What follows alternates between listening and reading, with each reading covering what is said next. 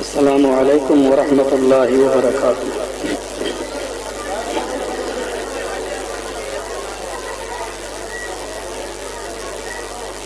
ان الحمد للہ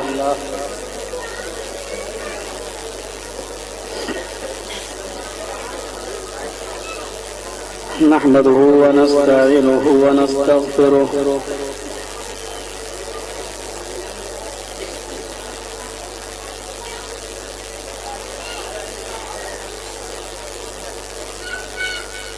ونعوذ بالله من شرور أنفسنا ومن سيئات أعمالنا،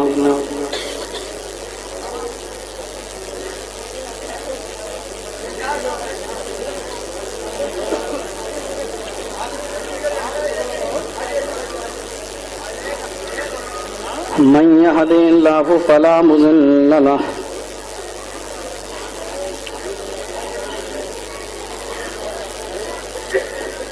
ومن يضلله فلا هادي له،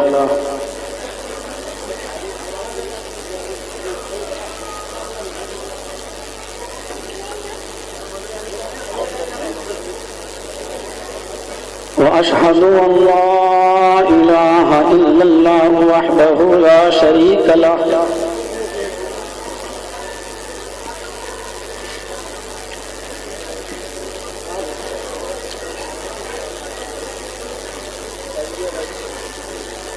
وأشهد أن محمدا عبده ورسوله،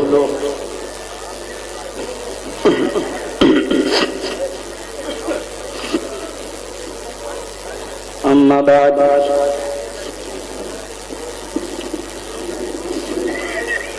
فإن خير الحديث كتاب الله،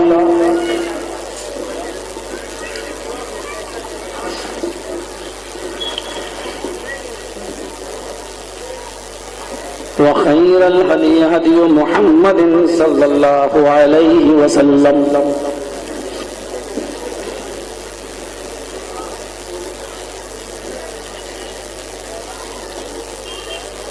وشر الأمور محدثاتها وكل محدثة بدعة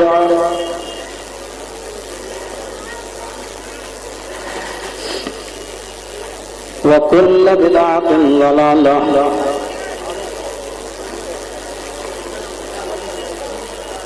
وكل ضلالة في النار۔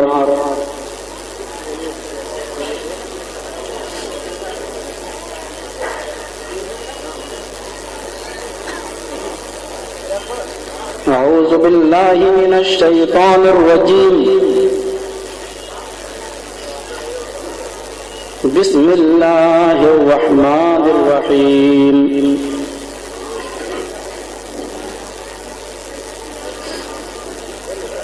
يا أيها الذين آمنوا أطيعوا الله وأطيعوا الرسول وأولي الأمر منكم، فإن تنازعتم في شيء فردوه إلى الله والرسول،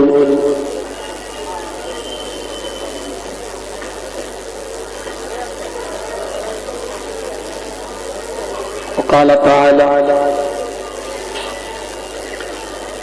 يا أيها الذين آمنوا اتقوا الله حق تقاته ولا تموتن إلا وأنتم مسلمون، واعتصموا بحبل الله جميعا ولا تفرقوا۔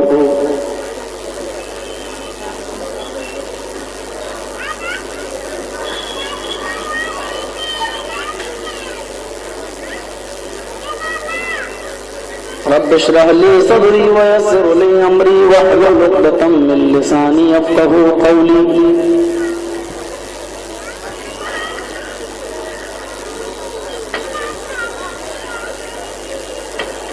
حمد و ثنا، تعریف و توصیف، کبریائی اور بڑائی، بزرگی اللہ سبحانہ و تعالیٰ کے لیے لائق اور سزاوار ہے، جو ذات وحدہ لا شریک ہے، جو ہمارا معبود ہے، جو ہمارا مسجود ہے، جس کے بے شمار انعامات و احسانات ہیں، جس نے ہمیں اور آپ کو انسان بنایا، مسلمان بنایا، جناب محمد رسول اللہ صلی اللہ علیہ وسلم کا امتی ہونے کا شرف بخشا۔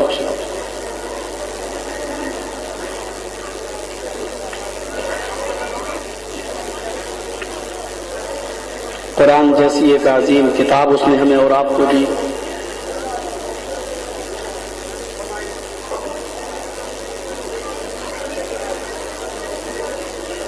اسلام جیسا ایک سچا اور سنجیدہ مذہب اس نے ہمیں اور آپ کو دیا۔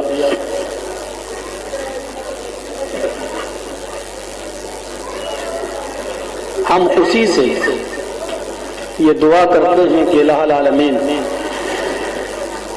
قیامت کی صبح تک درود و سلام کے بے شمار پھولوں کی بارش فرما، اپنے تمام پیغمبروں پر اور بالخصوص جناب محمد رسول اللہ صلی اللہ علیہ وسلم پر اللہم صلی وسلم وبارک علیہ۔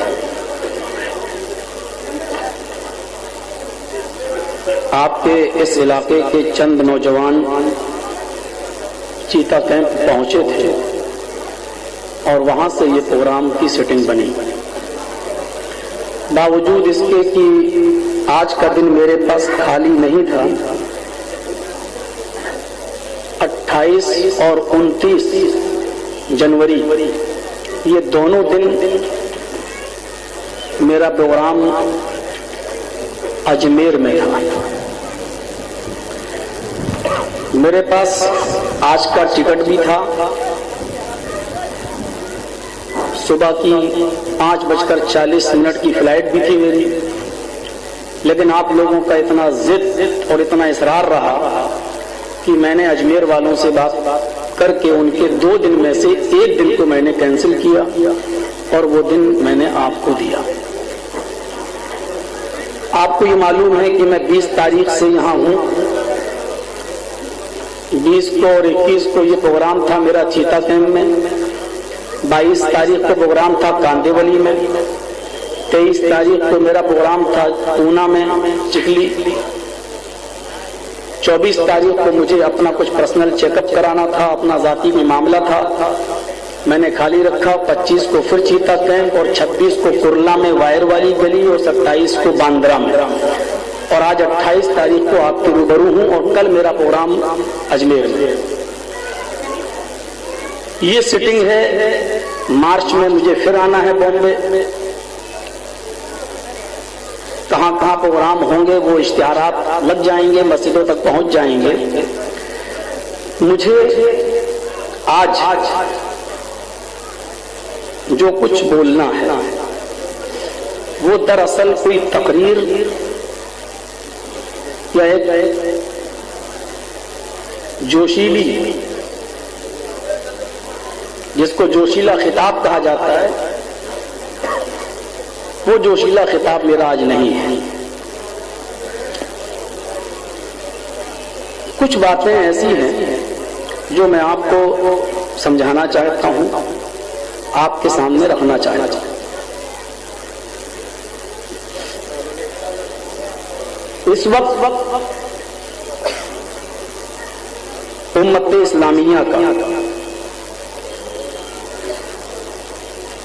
جو حال ہے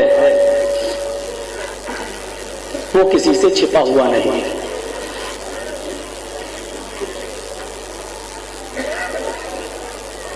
میں یہ چاہتا ہوں کہ آج جو باتیں آپ کے سامنے ہوں وہ اختلاف کی نہ ہوں بلکہ اتحاد کی باتیں، محبت کا پیغام ہو، لیکن اس کی بنیاد کیا ہونا چاہیے، اتفاق کیسے ہونا چاہیے، ہم اور آپ سب ایک پلیٹ فارم پر کیسے آئیں،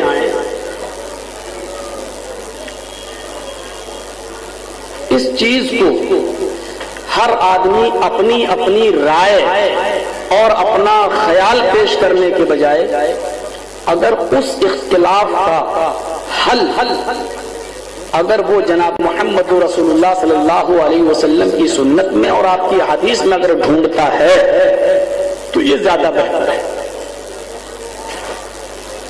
ایسی بات نہیں ہے کہ قرآن اور حدیث کے اندر ساری چیزیں موجود ہوں اور اختلاف کا حل موجود نہ ہو۔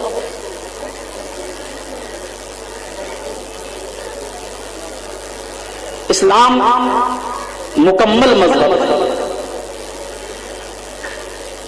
یہ الگ بات ہے کہ ہماری عقل کسی چیز کے فلسفے کو نہ سمجھ پائے تو یہ ہمارے عقل کا قصور ہے، نہ کہ اسلام کا۔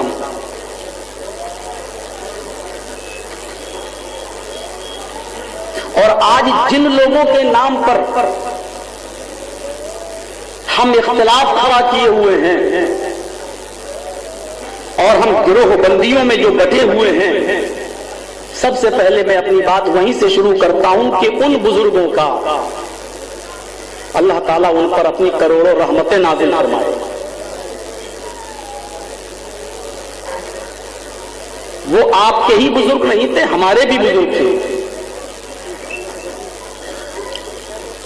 یہ الگ بات ہے کہ ماننے کی کسوٹیاں آپ کے ہاں کچھ اور ہیں اور ہمارے ہاں کچھ اور ہیں۔ عیسائی لوگ یہ کہتے ہیں کہ یہ مسلمان عیسیٰ علیہ السلام کو نہیں مانتے ہیں تو وہ اپنے دعوے میں صحیح ہیں، لیکن ہم اگر یہ کہتے ہیں کہ ہم عیسیٰ علیہ السلام کو مانتے ہیں تو ہم بھی غلط نہیں ہیں۔ ماننے کے طریقے الگ الگ ہیں۔ عیسائی عیسیٰ علیہ السلام کو جس طریقے سے مانتے ہیں اس طریقے سے ہم نہیں مانتے، اور ہم عیسیٰ علیہ السلام کو جس طریقے سے مانتے ہیں وہ ہمارے ماننے کو ماننا تسلیم کرتے نہیں۔ یہی معاملہ ہے جناب محمد رسول اللہ صلی اللہ علیہ وسلم کے ساتھ ہمارا۔ ہمیں رسول سے محبت ہے۔ آپ چاہے کتنا کہیں کہ نہیں صاحب نہیں ہیں، یہ نہیں مانتے ہیں، تو آپ بھی اپنی جگہ پر صحیح ہیں، ہم بھی اپنی جگہ پر صحیح ہیں، اس لیے کہ آپ نے ماننے کا جو معیار متعین کیا ہے ہمارے نزدیک وہ صحیح نہیں ہے، اور ہم جس طریقے سے نبی کو مانتے ہیں آپ ہمارے ماننے کو مانتے ہی نہیں۔ چاروں اماموں کا معاملہ بھی ہماری نظر میں ایسا ہی ہے۔ ہمارے نظریات بالکل پاک اور صاف ہیں، اور چاروں بزرگوں کی میں قدر کرتا ہوں۔ ہمارے یہاں ایسا معاملہ نہیں ہے کہ ہم برحق تو چاروں کو کہیں اور بات صرف ایک کی پکڑیں، اور تین بزرگوں کی بات قرآن اور حدیث سے چاہے کتنی ہی اقرب ہو، چاہے کتنی ہی وہ قرآن و حدیث سے مل رہی ہو، لیکن ہم صرف اس لیے نہیں مانتے ہیں کیونکہ ہم جس کو مانتے ہیں ہم اسی کی مانیں گے۔ وہ تینوں کی بات قرآن و حدیث کے بہت زیادہ قریب ہے، لیکن ہم نہیں مانیں گے کیونکہ ہم انہی کو پکڑے ہوئے ہیں، انہی کو مانتے ہیں۔ میرے بھائیوں، ہمارے ہاں اصول و ضابطے دوسرے ہیں۔ ہم چار اماموں کو بزرگ اور محترم مانتے ہیں تو ہم چاروں کی عزت کرتے ہیں، اور ہمارا اصول یہ ہے کہ چاروں میں سے جس کی بات، جس بزرگ کی بات قرآن و حدیث کے جتنے زیادہ قریب ہوگی ہم اس بزرگ کی بات اس موقع پر اتنی ہی زیادہ مانیں گے۔ تو میرے بھائیوں، ہمارے ہاں ماننے کا معیار یہ اور آپ کے ہاں ماننے کا معیار دوسرا ہے، لیکن ہم آپ کے معیار پر ہم آپ کو کفر کا فتویٰ نہیں دیتے ہیں۔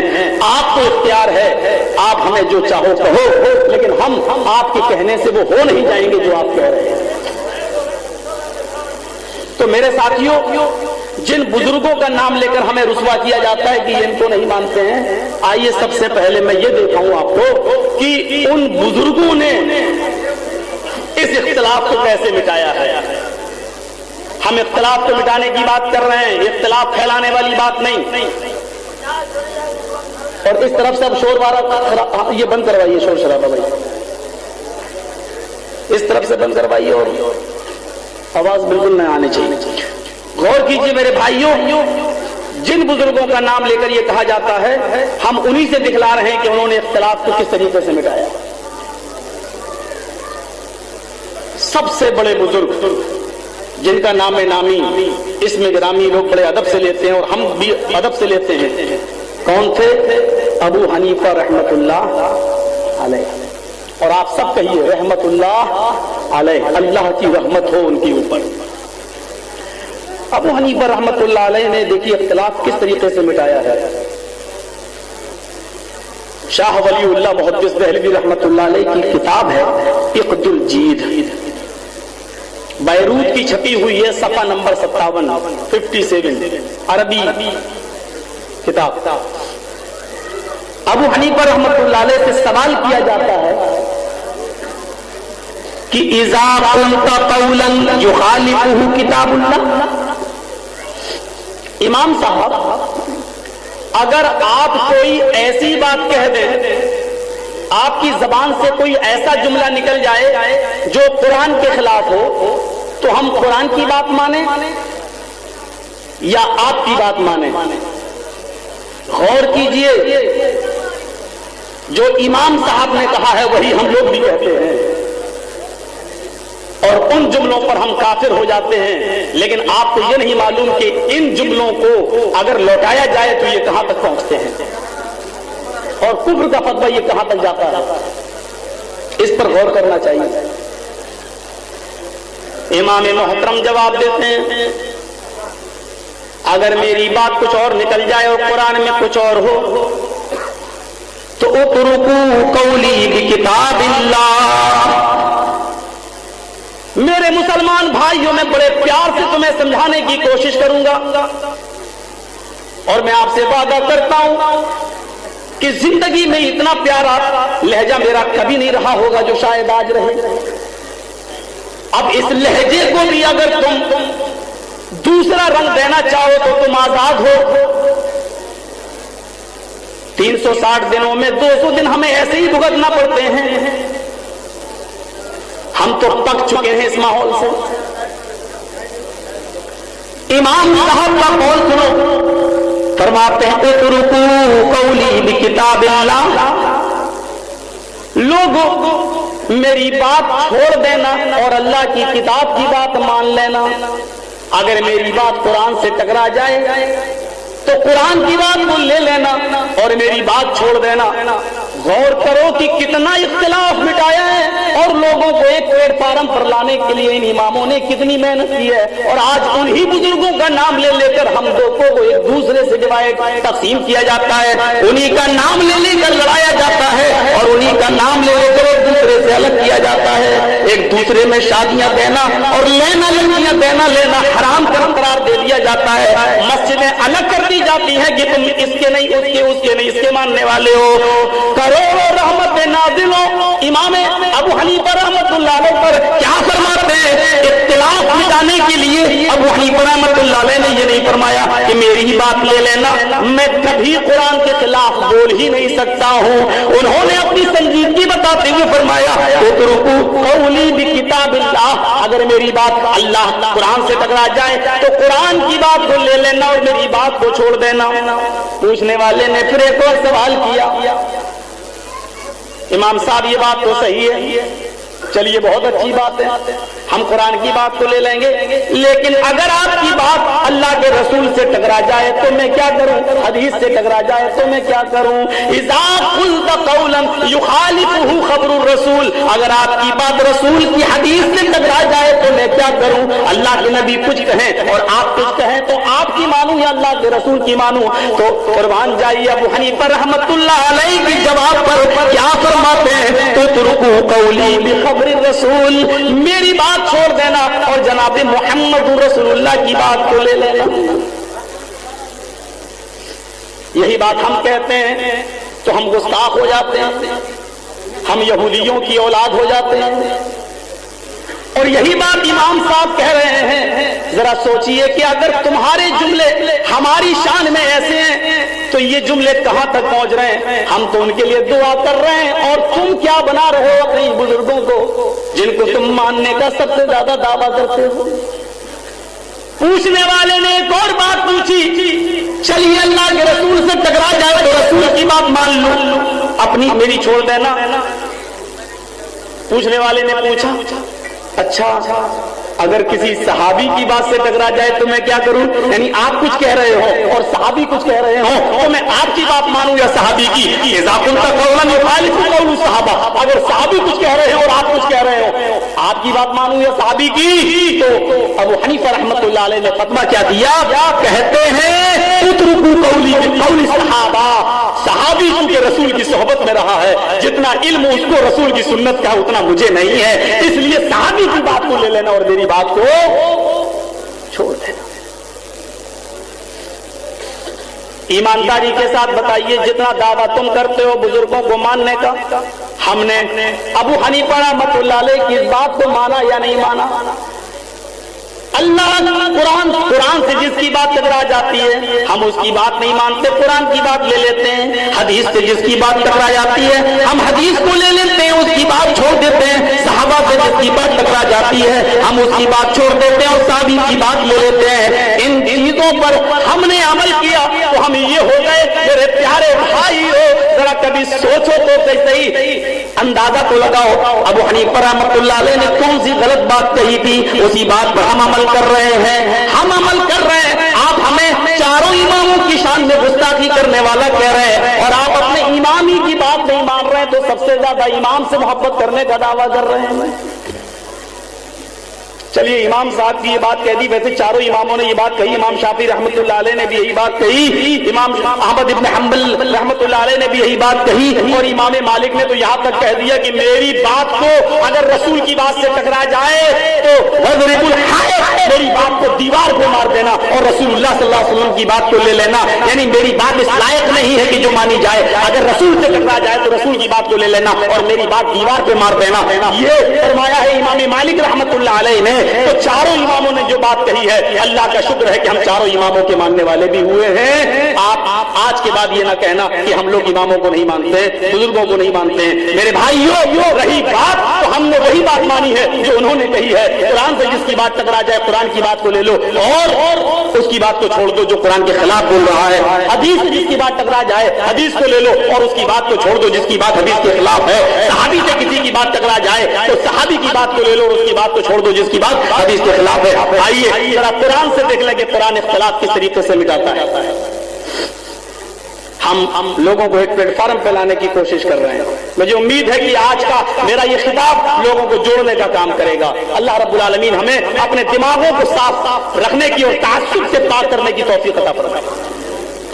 میرے بھائی جو ذرا قرآن کا طریقہ دیکھو، اختلاف کس طریقے سے مٹایا جا رہا ہے۔ یا ایھا الذین آمنوا، آیت نمبر 1، یا ایھا الذین آمنوا اتقوا اللہ حق تقاته ولا تموتن الا وانتم مسلمون۔ اے ایمان والو، تم اللہ سے ڈرو جیسا کہ اس سے ڈرنے کا حق ہے۔ اے ایمان والو، تم اللہ سے ڈرو جیسا کہ اس سے ڈرنے کا حق ہے۔ ولا تموتن الا وانتم مسلمون، اور تم نہ مرو مگر پورے کے پورے مسلمان ہو کر، یعنی جب موت کا فرشتہ تمہارے پاس آئے تو تمہیں پورا کا پورا اسلام کے اندر پائے۔ اسلام سے تم ذرہ برابر بھی الگ نہیں رہنا۔ اسلام کی حالت میں، مسلم کی حالت میں تمہیں موت آنی چاہیے، پورے کے پورے تم اسلام کے اندر رہنا۔ اس کے بعد اتفاق اور اتحاد اور لوگوں کو ایک پلیٹ فارم پر لانے کی بات اللہ نے کہی ہے۔ وَاعْتَصِمُوا بِحَبْلِ اللَّهِ جَمِيعًا، تم سب مل کر، یہ نہیں کہا کہ سعودیہ والے فلاں کو، عراق والے فلاں کو، ہندوستان والے فلاں کو، پاکستان والے فلاں کو، امریکہ والے فلاں کو، ایران والے فلاں کو، نہیں، قرآن نے کہا وَاعْتَصِمُوا بِحَبْلِ اللَّهِ جَمِيعًا، سارے لوگ سب مل کر، تم سب مل کر اللہ کی رسی کو یعنی قرآن کو مضبوطی سے پکڑ لینا، مضبوطی سے پکڑ لینا۔ وَلَا تَفَرَّقُوا، اور فرقوں میں مت بٹنا، جماعتوں میں مت بٹنا، ٹولیوں میں مت بٹنا، ٹکڑوں میں مت بٹنا۔ جن لوگوں نے اصول فقہ پڑھی ہے ان کو معلوم ہوگا کہ ہر چیز کا ایک مفہوم مخالف ہوتا ہے۔ مفہوم مخالف نکالیے۔ قرآن نے کیا کہا؟ اللہ کی رسی کو یعنی قرآن کو مضبوطی سے پکڑ لو اور فرقوں میں مت بٹو، یعنی قرآن جو مضبوطی سے پکڑے ہوگا وہ کبھی فرقوں میں نہیں بٹے گا۔ آج ہم فرقوں میں بٹے ہوئے ہیں، اس کا مطلب یہ ہے کہ ہم نے قرآن کو مضبوطی سے نہیں پڑھا۔ قرآن میں اتفاق اور اتحاد کی سب سے بڑی دلیل یہی لائی ہے کہ تم قرآن کو مضبوطی سے پکڑو، اور جو قرآن کو مضبوطی سے پکڑے گا وہ حدیث کو ضرور پکڑے گا، اس لیے کہ قرآن اور حدیث دونوں کا چولی دامن کا ساتھ ہے۔ انسان صرف قرآن کو پڑھ کر اس پر عمل کرنا چاہے تو نہیں کر سکتا ہے جب تک کہ قرآن کو سمجھنے کے لیے وہ حدیث کا سہارا نہیں لے۔ قرآن میں آیا اقیم الصلاۃ، نماز قائم کرو، لیکن نماز کیسے پڑھو یہ حدیث میں دیکھے گا۔ قرآن میں آیا نماز پڑھو، کتنے وقت کی پڑھو یہ حدیث میں آیا۔ قرآن میں آیا ہے کہ نماز پڑھو، لیکن ایک رکعت میں رکوع کتنے ہونے چاہیے، سجدے کتنے ہونا چاہیے، یہ آپ کو حدیث میں دیکھنا پڑے گا۔ قرآن میں آیا انما حرم علیکم المیتۃ والدم، ہم نے تمہارے اوپر خون حرام کیا، ہم نے تمہارے اوپر مردار حرام کیا۔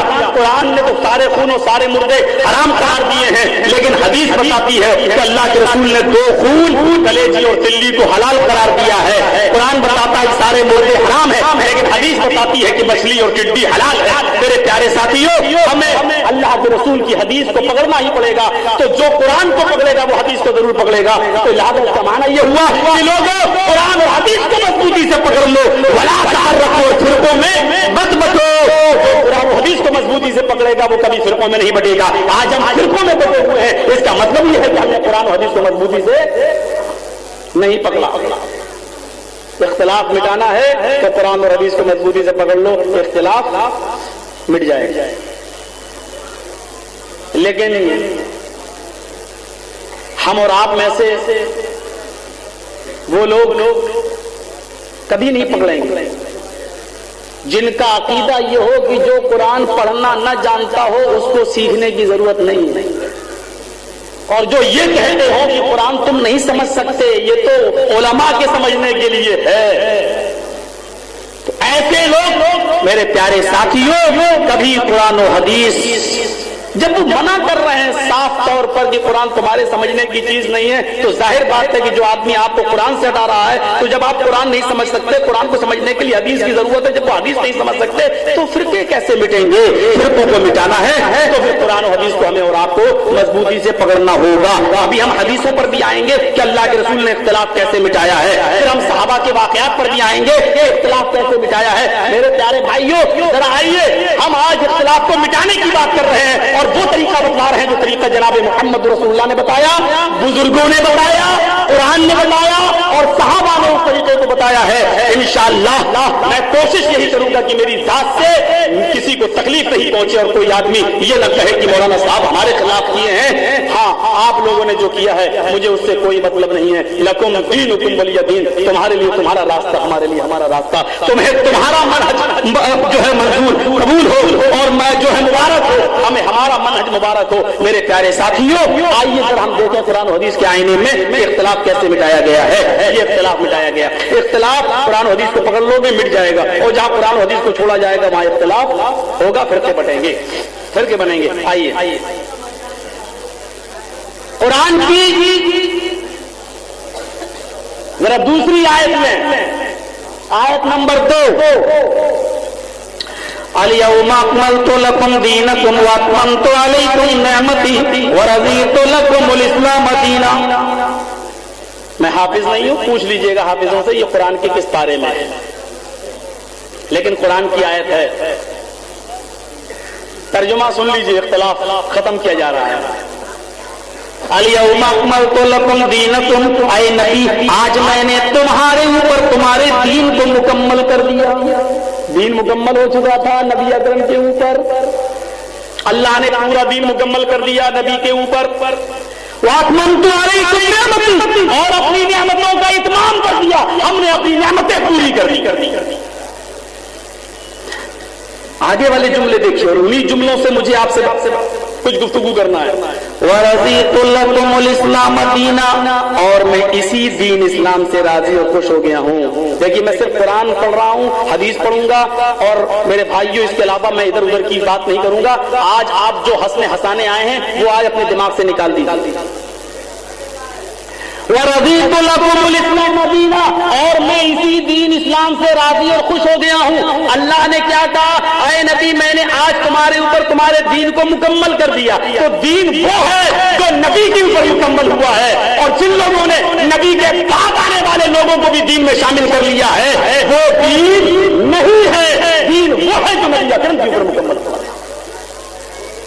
आइए, जायज और नाजायज का फतवा अपने अपने मुफ्तियों से पूछिएगा, मैं फतवा नहीं दूंगा, मैं सिर्फ मिसालें दूंगा। कोई मर जाए, बाप मर गया, मेरा कुरान खानी होना चाहिए या नहीं होना चाहिए? दीन क्या है? अल्लाह के नबी सल्लल्लाहु अलैहि वसल्लम की बीवी खदीजा का इंतकाल हो गया। अगर अल्लाह के नबी ने सहाबा को अपने घर पे बुलाकर सबको एक एक पारा दिया हो या कुरान दिया हो और उनसे कहा पढ़ो और बख्श दो, अगर ऐसा कोई सबूत मिलता है तो कुरान खानी करना सुन्नत है, और अगर नबी ने नहीं किया है बाद में तुम करते हो तो ये बिदअत है। हम कुछ नहीं कह रहे हैं, हम मसला नहीं बता रहे हैं, ना हम ये कह रहे हैं कि बिदअत है, हम ये कह रहे हैं अल्लाह के नबी की बीवी खदीजा का इंतकाल हो गया, कल चौराहों पर बैठकर दूसरी बातें होंगी, मौलाना ऐसा कहेगा। अरे हम तो जायज और नाजायज की बात ही नहीं कर रहे हैं, हम तो ये कह रहे हैं अगर अल्लाह के रसूल ने हजरत खदीजा के इंतकाल पर कुरान खानी की हो या सहाबा को पारे दिए हो, अगर दलील है तो सुन्नत है, और नहीं है कोई ऐसी दलील तो बिदअत है। अल्लाह के नबी के 3 बेटे इंतकाल कर गए, कासिम, अब्दुल्ला, इब्राहिम। अगर आपने किसी के इंतकाल के बाद कुरान खानी की हो और एक एक पारा किसी को दिया हो तो सुन्नत है, और अगर नहीं दिया है तो बिदअत है। नबी अकरम के 3 बेटियां नबी की जिंदगी में इंतकाल कर गई, ज़ैनब, रुकैया, उम्मे कुलसूम। अगर नबी ने कभी किया है अपने घर पे जमा या कहीं पर भी जमा, एक दलील दे दो, अगर किया है तो सुन्नत है और नहीं किया है तो बिदअत है। जंग बदर में 14 सहाबा शहीद हुए हैं, अगर नबी ने कभी उन पर कुरान पढ़ के बख्शा है तो सुन्नत है, नहीं किया है तो बिदअत है।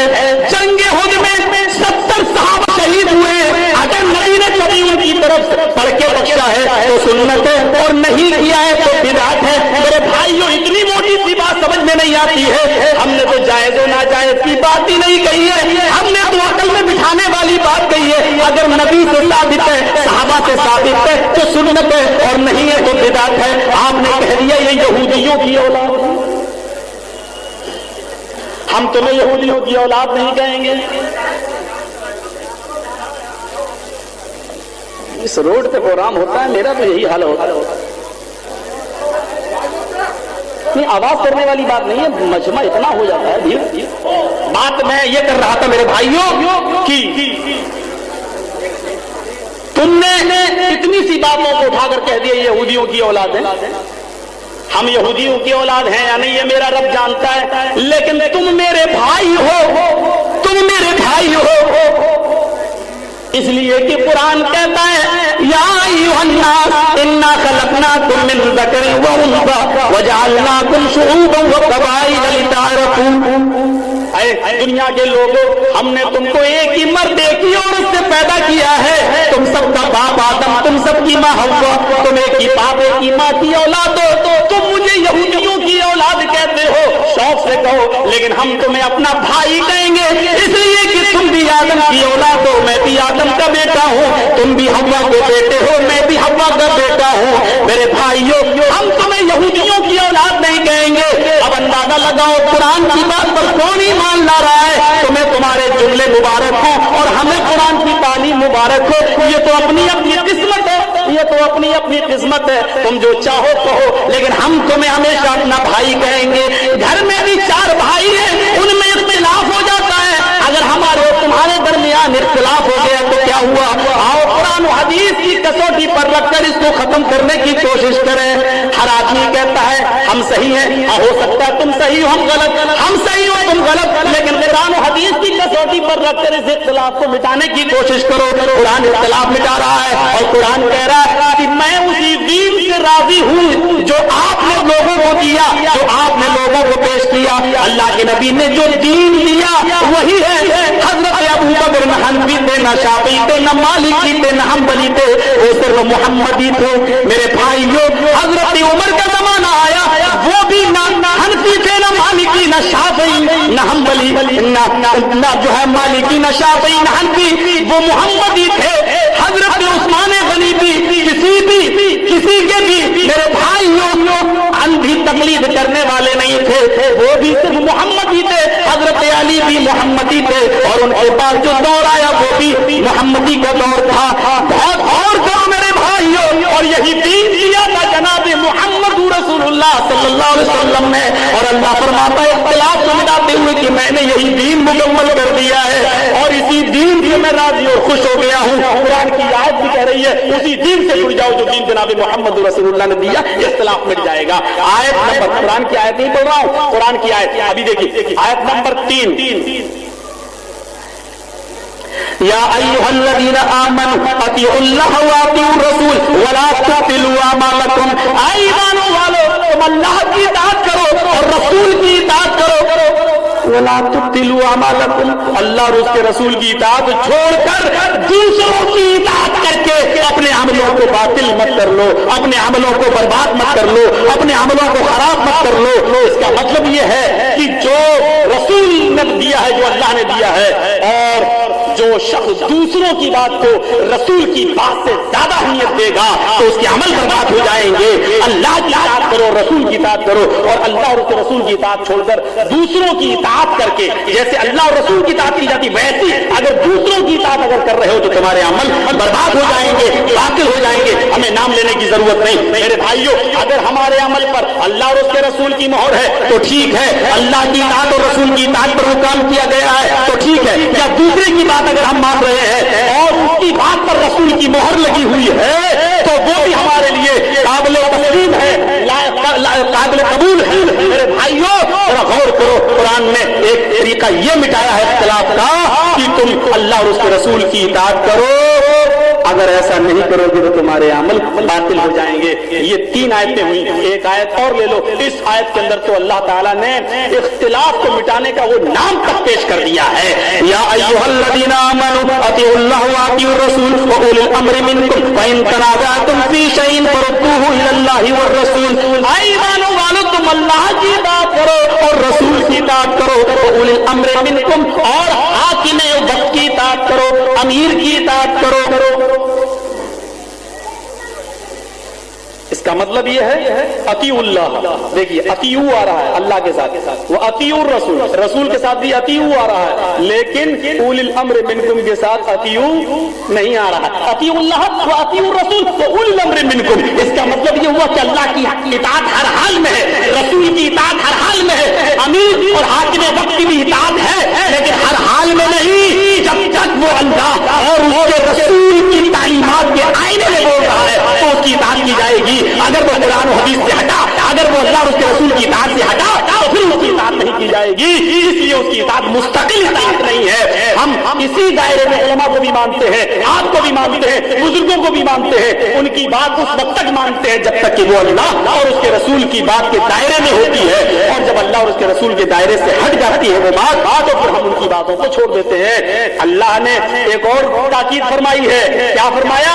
اللہ کی اطاعت کرو, رسول کی اطاعت کرو, اولی الامر منکم اپنے عمراء کی, حاکم وقت کی اطاعت کرو. لیکن یاد رکھو فَإِن تَنَازَعْتُمْ فِي شَيْءٍ, اگر کسی چیز میں اختلاف ہو جائے, اگر کسی چیز میں اختلاف ہو جائے, آمین زور سے ہے یا آہستہ, نیت اوپر ہے یا نیچے, تراویح 20 رکعت ہے یا 3 یا 8 رکعت, 3 طلاق ایک مجلس کی 3 ہے یا ایک, اگر کسی بھی معاملے میں اختلاف ہو جائے تو مولوی جرجیز کے پاس مت جانا, ابو الوفا صاحب کے پاس مت جانا.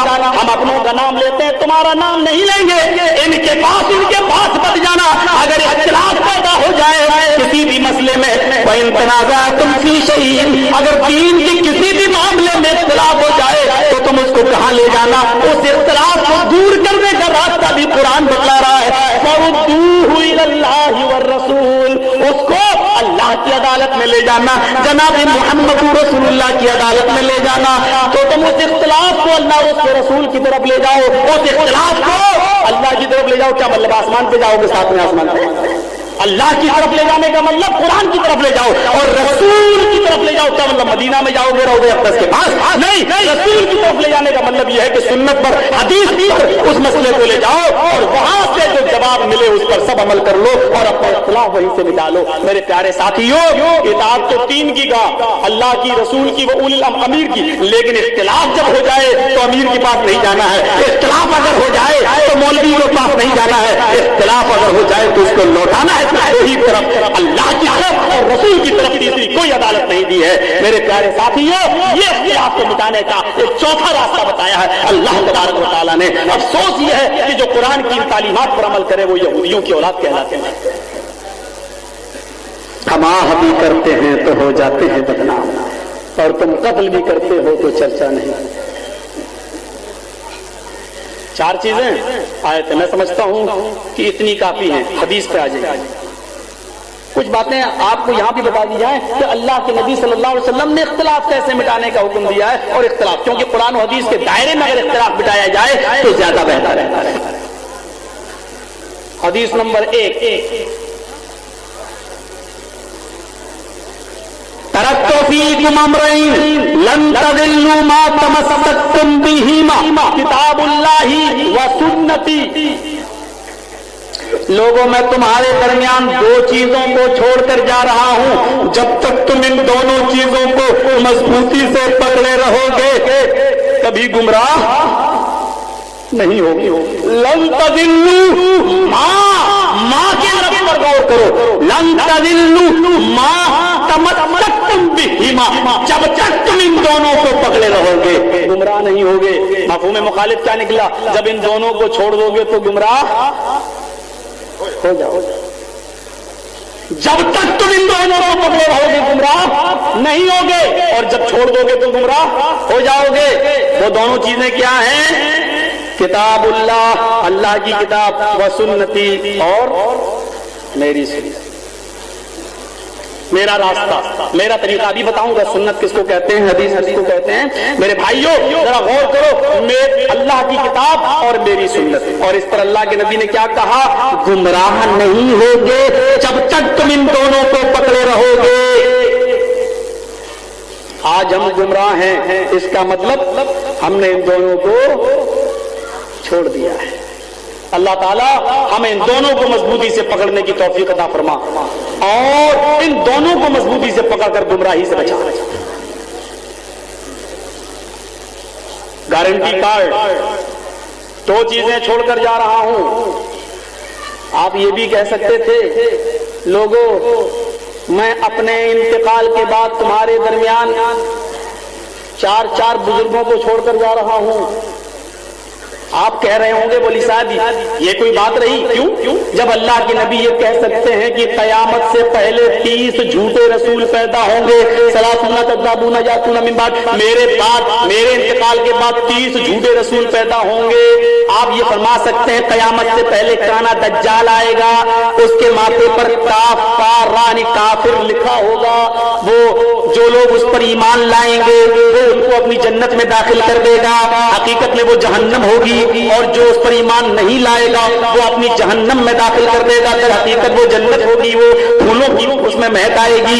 तो अल्लाह के रसूल कयामत से पहले की खबर दे सकते हैं कि मेरे बाद 30 झूठे रसूल आएंगे, मेरे बाद काना दज्जाल आएगा। तो आप ये नहीं कहेंगे उम्मत को बचाने के लिए, उसके शर से, फसाद से बचाने के लिए इतने दूर की खबर दे सकते थे अल्लाह के रसूल? तो क्या ये नहीं कह सकते थे कि मेरे बाद 4 इमाम आएंगे, उनमें से तुम किसी एक को पकड़ लेना, तुम्हारी नजात हो जाएगी? अगर आपको ऐसा कहना ही होता तो आप ये फरमाते कि लोगों, मेरे इंतकाल के बाद अबू बकर को पकड़ लेना, उमर को पकड़ लेना, उस्मान को पकड़ लेना, अली को पकड़ लेना। लेकिन आपने इमाम और बुजुर्गों की बात तो बहुत दूर की बात, आपने तो ये भी नहीं कहा। अगर ये जुमले कहे भी हैं तो इसको अपने साथ जोड़ दिया, अलैकुम बिसुन्नती व सुन्नतिल खुलफाइर राशिदीन अल महदीन। पहले मेरी सुन्नत पर अमल करना, मेरे तरीके पर अमल करना, अलैकुम बिसुन्नती, मेरी सुन्नत को मजबूती से पकड़ लेना, व सुन्नतिल खुलफाइर राशिदीन अल महदीन, हमारे हिदायत याफ्ता खुलफाए राशिदीन की सुन्नत को मजबूती से पकड़ लेना। मेरे प्यारे साथियों, इख्तिलाफ मिटाने का एक तरीका ये भी है कि आपने किसी का नाम नहीं लिया, आपने कहा तो सिर्फ ये कहा कि मैं 2 चीजें छोड़कर जा रहा हूं, इन दोनों को जब तक तुम मजबूती से पकड़े रहोगे तुम कभी गुमराह تم کبھی گمراہ نہیں ہوگے. چلیے میں سمجھتا ہوں کہ قرآن پڑھتے جاؤ، حدیثیں پڑھتے جاؤ، اور کسی کا نام لینا مناسب بھی نہیں. میں بعد میں اس کی وجہ بتاؤں گا. ایک حدیث ہو گئی آپ کے سامنے. ابن ماجہ کی اس روایت کو اٹھاؤ جس میں اللہ کے نبی صلی اللہ علیہ وسلم نے، ایک حدیث ہی پیش کر رہا ہوں، اللہ کے رسول صلی اللہ علیہ وسلم نے ایک سیدھا راستہ کھینچا، ایک لائن کھینچی. خط النبی صلی اللہ علیہ وسلم خطا، اللہ کے رسول نے ایک لکیر کھینچی سیدھی کیسی. وخط خطین عن یمینہ، دو لکیریں اس کی دائیں طرف کھینچ دی. یہ ایک لکیر مان لو، یہ ایک لکیر ہے، دو ایسے کھینچ دی، اس میں ملا دی، اور دو ادھر سے کھینچ کے یہاں ملا دی. یہ سیدھی لکیر، دو ادھر دو ادھر، دو لکیریں آپ نے بائیں کھینچی، دو بائیں کھینچی. جو سیدھی لکیر تھی اس پر اللہ کے نبی نے فرمایا کہ یہ سیدھا راستہ ہے، وہذا صراطی مستقیما، اللہ نے فرمایا یہ میرا سیدھا راستہ، یہ سیدھا راستہ ہے. اور ان دونوں لائنیں، دو دائیں جو کھینچی، اس پر اللہ کے رسول نے جو الفاظ لکھے وہ یہ ھذا سبیل الشیطان، ھذا سبیل الشیطان. پھر ادھر لکھا ھذا سبیل الشیطان، ھذا سبیل الشیطان. یہ شیطانی راستہ ہے، یہ شیطانی راستہ ہے، یہ شیطانی راستہ، یہ شیطانی راستہ. اور بیچ کا جو راستہ تھا، جو لائن سیدھی کیجیے، اس پر آپ نے فرمایا یہ صراط مستقیم ہے، یہ صراط مستقیم ہے، تم اسی راستے پہ چلنا ہے، اسی راستے کے اوپر چلنا. اب آپ غور کریں اس حدیث پر کہ اللہ کے نبی نے 4 ہی لائنیں کیوں کھینچی تھی، تو آپ کو بہت بڑا مقصد حل ہو جائے گا. بہت بڑا معاملہ آپ اس حدیث کی روشنی میں دور کر لیں گے. 2 لکیریں آپ نے دائیں کھینچی اور 2 بائیں کھینچی، اور چاروں لائنوں پر لکھا شیطانی راستہ، اور سیدھی والی لائن پر لکھا یہ میرا راستہ ہے، یہی سیدھا راستہ ہے. حالانکہ آپ یہ فرما چکے تھے کہ بنی اسرائیل میں 72 فرقے تھے، میری امت میں 73 فرقے ہوں گے، تو آپ کو 73 لکیریں کھینچنی چاہیے تھی، اور بیچ والی لکیر کو یہ کہنا چاہیے تھا کہ یہ سیدھا راستہ ہے. لیکن آپ نے 73 اور 72 لائنیں نہیں کھینچی، آپ نے صرف 4 لائنیں کھینچی. کیونکہ آج یہ دعوے کیے جاتے ہیں کہ اسلام 4 حصوں میں بٹا ہوا ہے، 4 ہی اماموں کے ماننے والے جنت کے اندر جائیں گے، بقیہ کوئی نہیں. اس 4 لائنوں کا اشارہ تھا میرے پیارے ساتھیوں. اسی لیے اللہ کے نبی صلی اللہ علیہ وسلم کو سیدھا راستہ بتا گئے اور فرما گئے کہ سیدھا راستہ جو ہے وہ سیدھا راستہ یہ ہے، بقیہ دائیں بائیں والے راستوں سے تم بچنا اور سیدھے راستے پہ چلنا. دائیں بائیں والا راستہ قرآن و حدیث سے ہٹ کر ہوگا، اور سیدھا والا راستہ میرا یعنی اللہ اور اس کے رسول کا راستہ ہوگا. اللہ رب العالمین ہمیں دائیں بائیں والے راستوں سے محفوظ فرما اور سیدھے راستے پر چلنے کی توفیق عطا فرما.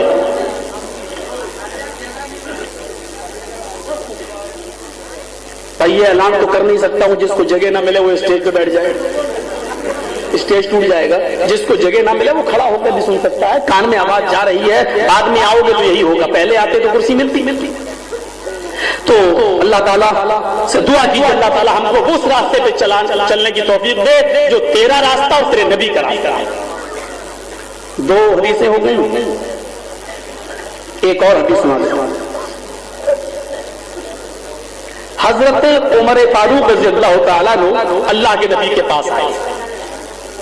سنن دارمی کے الفاظ ہیں حضرت عمر نبی اکرم صلی اللہ علیہ وسلم کے پاس آئے. اس حدیث کے راوی حضرت جابر ہیں، فرماتے ہیں انہ اتا رسول اللہ صلی اللہ علیہ وسلم، حضرت عمر نبی اکرم صلی اللہ علیہ وسلم کے پاس آئے بنسخۃ من التوراۃ، ان کے ہاتھ میں تورات کا ایک نسخہ تھا، تورات تھی. اللہ کے نبی صلی اللہ علیہ وسلم سے کہنے لگے ھذہ نسخۃ من التوراۃ، اے اللہ کے رسول یہ تورات کا نسخہ ہے. فسکت رسول اللہ، اللہ کے نبی خاموش رہے. فجعل یقرأ، حضرت عمر پڑھنے لگے، تورات کھولی اور پڑھنے لگے.